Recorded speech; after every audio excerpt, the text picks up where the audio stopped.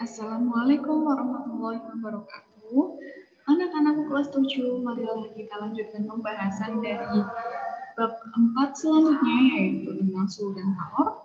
Di pembahasan yang ketiga mengenai kalor. Apa itu kalor? Kalor merupakan salah satu bentuk energi, yaitu energi panas. Kalor, panas ya gitu kan biasanya kalian. Nah, untuk satuan kalor adalah kalori atau bisa disingkat kal gitu. Nah, 1 joule sama dengan 0,24 kalori, sedangkan 1 kalori sama dengan 4,2 joule. Untuk pada peristiwa kalor, benda yang menerima kalor suhunya akan naik, sedangkan benda yang melepaskan kalor suhunya akan turun. Nah, kalor berpindah dari benda yang suhu tinggi ke benda yang suhunya rendah. Kita ambil contoh, misalnya kamu mencampurkan air panas dengan air dingin. Nah, di situ kamu mencampurkan air panas dengan air dingin. Nah, di sini bercampur, maka air panas ini akan melepas kalor. Maka nanti suhunya akan turun, dan air dingin ini akan menerima kalor, maka suhunya nanti akan naik. Maka air panas dicampur air dingin kan nanti jadi air hangat, gitu kan. Nah, kemudian banyaknya kalor yang diterima benda. Rumusnya gimana? Untuk mencari banyaknya kalori yang diterima benda, bisa dicari dengan massa benda tersebut dikalikan dengan kalor jenisnya, dikalikan dengan perubahan suhu atau kenaikan suhu. Atau rumusnya adalah Q sama dengan MC delta T. Q-nya untuk jumlah kalor, satuannya adalah joule atau kalori.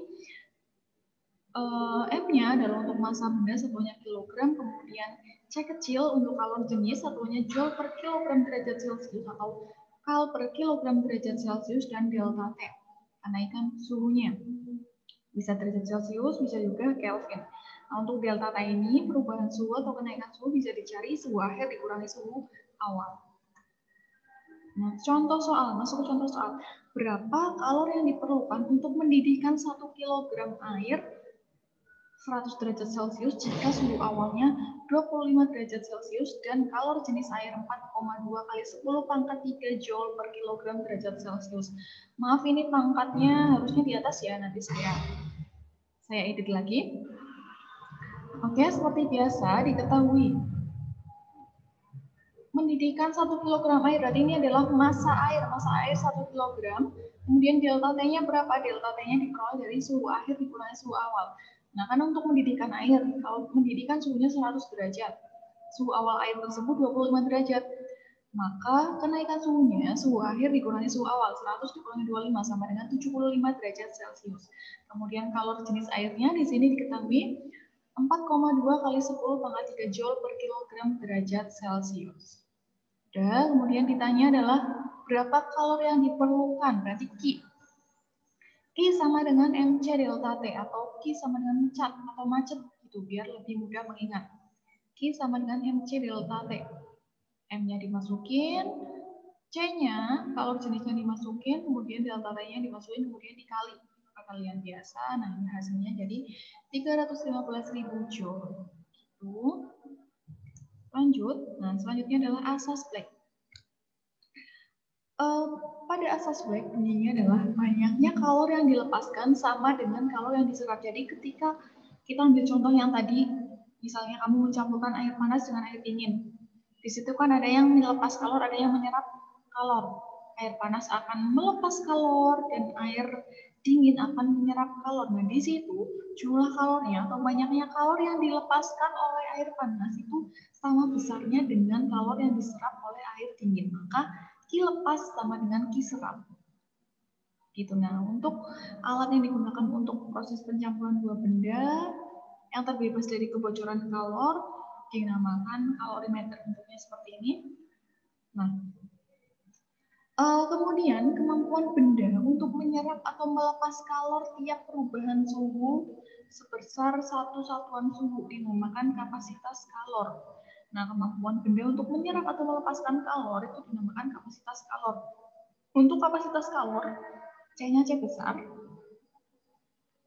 Untuk mencari kapasitas kalor, rumusnya adalah Q per delta T. Jumlah kalor atau banyaknya kalor per perubahan suhu. Nah, lanjut ke contoh soal asas Black. Misalnya ada air mendidih sebanyak 1 kg yang bersuhu 100 derajat Celcius dituangkan ke dalam kalorimeter dan dicampurkan dengan air dingin yang bersuhu 20 derajat Celcius yang memiliki massa 0,5 kg. Jika kalor jenis airnya 4.200 Joule per kilogram derajat Celcius, maka tentukan suhu setimbangnya atau suhu campurannya. Nah, maka seperti biasa kita lakukan diketahui, ditanya, dijawab gitu ya. Nah, diketahui air mendidih 1 kg, berarti ini massa air panas ya, massa air panas 1 kg bersuhu 100 derajat Celcius, berarti suhu air panasnya 100 derajat Celcius, dituangkan ke dalam kalorimeter dan dicampur dengan air dingin yang suhunya 20 derajat Celcius yang memiliki massa 0,5 kg. Massa air dingin 0,5 kg, suhu air dingin 20 derajat Celcius. Sudah ditulis, kemudian kalor jenis airnya adalah 4.200 Joule per kilogram derajat Celcius, C-nya. C air, kalor jenis air. Ini, maka tentukan suhu setimbangnya. Kita disuruh nyari suhu campurannya, karena di situ air mendidih dicampurkan dengan air dingin gitu kan. Nah, maka untuk mencari suhu campurannya kita bisa menggunakan rumus asas Black, Q lepas sama dengan Q serap. Nah, untuk rumus Q sama ya, kayak tadi di awal masih tetap MC delta T. MC delta T-nya air panas sama dengan MC delta T-nya air dingin atau dia yang menyerap kalor. Q lepas sama dengan Q serap. Di sini yang melepas kalor adalah air panas, kemudian yang menyerap kalor adalah air dingin. Gitu. Nah, kan untuk yang ini dia ingat, untuk yang melepas kalor yaitu suhunya nanti akan turun ya kan. Nah, kemudian untuk yang menyerap kalor nanti suhunya akan naik. Tuh. Maka kita bisa masukkan angkanya di sini, MC delta T sama dengan MC delta T. Nah, M-nya air panas dimasukkan, massanya 1 kilo. Kalor jenisnya 4.200, kemudian delta T-nya, nah ini delta T-nya, suhu yang tinggi, suhu air panas tersebut, min suhu campuran yang dicari.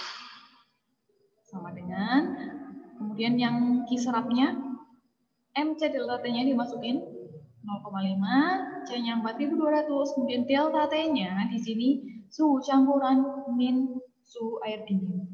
Suhu campuran min 20, kayak gitu. Dihitung, dikalikan, sudah. Nah, kalau seperti ini, kemudian dikalikan ini, 4.200 kali 100, 420.000. 4.200 dikali suhu campuran sama dengan, ini ya, jangan lupa ya minnya ya. 4.200 dikali min suhu campuran sama dengan min 4.200 suhu campuran. Sama dengan, ini juga sama, dikalikan. Seperti ini, cara mengalikannya.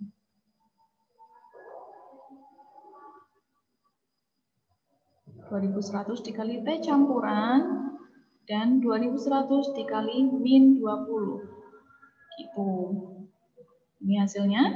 Kemudian setelah itu dikelompokkan. Yang hanya angka, ya hanya angka saja dikelompokkan. Kemudian yang ada ininya, yang ada T campurannya dikelompokkan juga. 420.000. Nah, kemudian ini 42.000-nya digeser dipindah ruas ke kiri. Maka min 42.000 pindah ruas ke kiri, dia jadi plus 42.000. Kemudian yang di sini 2.100 T campurannya turun. Nah, ini min 4.200 T campurannya pindah ruas ke kanan, maka dia jadi positif. Plus 4.200 T campuran. Kemudian dihitung biasa, dijumlah, udah ketemu, kemudian dicari suhu campurannya. Maka kan ini 462.000 sama dengan 6.300 T cam. Maka T camnya sama dengan 462.000 dibagi 6.300 sama dengan 73,3 derajat Celcius. Maka ini adalah suhu campurannya. Suhu campuran dari air mendidih dengan air dingin yang ini, yang di sini, suhu campurannya ketemu segini. Gitu. Lanjut untuk kalor dan perubahan wujud pada membeku dan melebur. Untuk yang membeku dan melebur. Nah, perubahan wujud zat disebabkan oleh kalor pada menguap, mencair, membeku, mengembun, menyuplin. Nah, ketika terjadi perubahan wujud, maka suhunya tetap, suhu zat tersebut tetap. Jadi ketika es mulai mencair, nah itu dia tuh pada suhu tetap, suhu zat tersebut itu tetap. Nah, kemudian kalau air mulai membeku, nah suhu zat tersebut itu tetap. Es mencair mulai suhu ketika suhunya 0 derajat, dan air mulai membeku itu ketika 0 derajat. Nah, pada suhu itu mereka terjadi perubahan wujud. Nah, di situ di peristiwa membeku dan melebur ada namanya kalor lebur, yaitu kalor yang diperlukan suatu zat untuk melebur pada titik leburnya, dan kalor beku, kalor yang dilepaskan oleh satu satuan massa zat cair untuk membeku pada titik bekunya.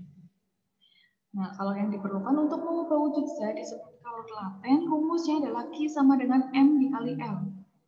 Q-nya jumlah kalor, M-nya adalah massa zat, L-nya adalah kalor lebur atau kalor beku. Lanjut, selanjutnya adalah untuk peristiwa menguap dan mengembun. Di sini kita ada istilah kalor uap dan kalor embun. Untuk kalor uap berarti kalor yang diperlukan suatu zat untuk menguap pada titik didihnya, dan kalor embun kalor yang dilepaskan oleh satu satuan massa zat untuk mengembun pada titik embunnya.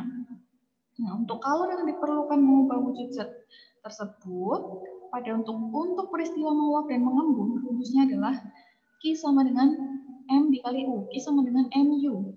Itu. Q-nya untuk jumlah kalor, M-nya untuk massa zat, U-nya untuk kalor uap atau kalor embun. Kita ambil contoh di sini, misalnya, perhatikan grafik pemanasan 1 kg es berikut di sini. Grafiknya seperti ini.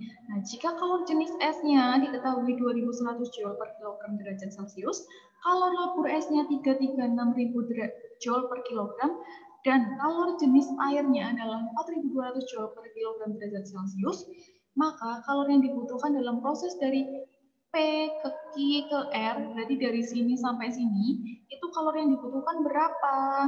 Maka diselesaikan. Mari kita jawab.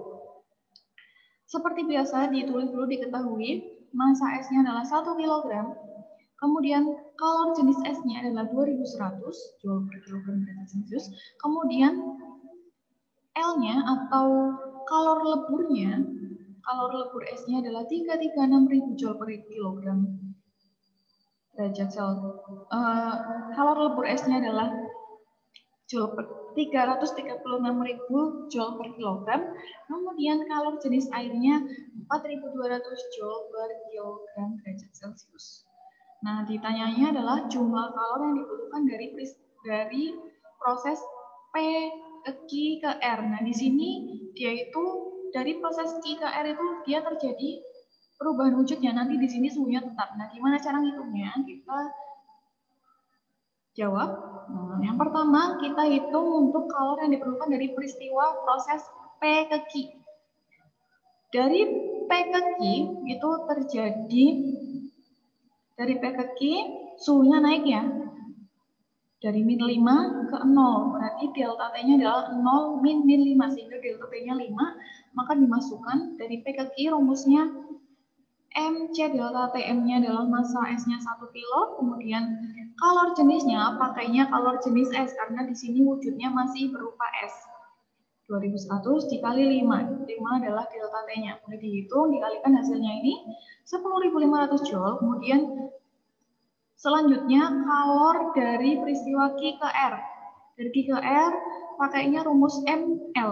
Kenapa? Karena di sini dia terjadi perubahan wujud, yaitu S mulai mencair. Maka pakai kalor lebur, massa S dikali kalor lebur S. Kemudian hasilnya segini, sehingga jumlah kalor yang dibutuhkan pada proses peristiwa P ke Q ke R dijumlahkan ini. 10.500 ditambah 336.000. Hasilnya adalah 346.500 Joule. Jawabannya adalah D. Untuk soal kalor dan perubahan wujud, untuk bagian ketiga ini saya cukupkan dulu. Nanti kita lanjutkan di bagian selanjutnya. Semoga bermanfaat. Wassalamualaikum warahmatullahi wabarakatuh.